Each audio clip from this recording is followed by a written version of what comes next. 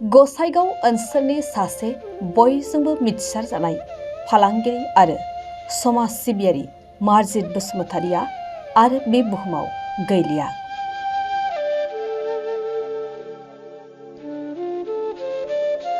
मिन्थिनो मोननाय बादिब्ला थांनाय रबिबार सानखालि हरखाबै प्रेसार स्ट्रक जानानै सोनाब बंगनि सिलिगुरिनि गंसे देहा फाहामसालियाव फाहामथाय होबाय थानायावनो थांनाय हराव हरखाबै रुंसारि जायो।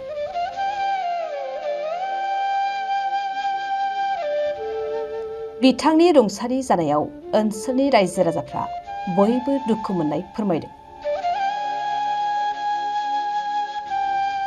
बिथांनि गोथै देहाखौ न'आव लाबोनानै मान बावनानै बिदाय होनाय आरो बिथांनि रुंसारि जानायाव गसाइगाव ओनसोलनि रायजो राजाफोरनि गोबां खहा जाबाय होननानै एमएलए धीरन बसुमतारी बिथाङा दुखु फोरमायो। दिनै जोंनि बे जारागुरि ओनसोलनि थाखाय आरो लोगोसेयैनो बिटिआर ओनसोलनि थाखाय मोनसे दुखुनि सान होननानै आङो फोरमायनो नागिरदों। मानो होननानै बुङोब्ला सासे समाज सिबियारि लोगोसेयैनो गाहामथार सासे साक्सेसफुल फालांगियारि आरो मोनफ्रोमबो हारि धोरोम साफ्रोमजोंबो जेबो बासियाजासे समाजनि खामानि मावग्रा मानगोनां मार्जित बसुमतारी आदैया रुंसारि जानानै थांबाय।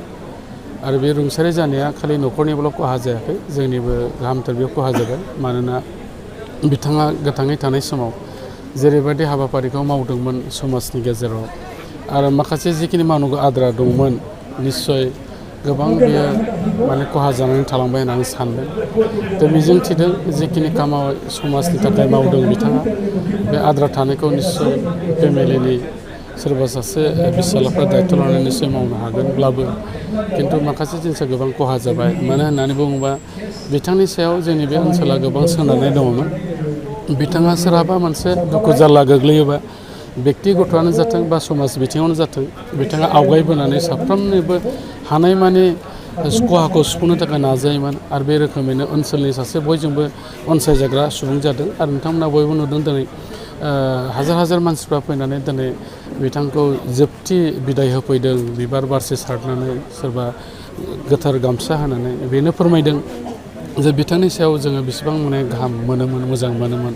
गतिके आं मिजिं थिदों बिथांनि जे रुंसारि जानाय जिउ, बे जिउआ सोरगोआव जाहाथे आलो गोजोन जायगा मोनथों। लोगोसेयैनो दुखु जानानै थानाय न'खराव जाहाथे इसोरा बेवहाय बोर आशीर्बाद हरो। आरो लोगोसेयैनो दुखुथिया न'खरनिसिम आंबो गोसो गोरबोनि दुखु मोननायखौ फोरमायदों रायजो राजानि आरो बेक्तिगत'नि जानानै। गतिके जों मिजिं थिदों बिथांनि जिखिनि माखासे खामानि मावनांगौ दंमोन जोङो निस्सय इयुनाव फेमिलिनि जिखुनु सासेया दायथ' लानानै निस्सय मावगोन।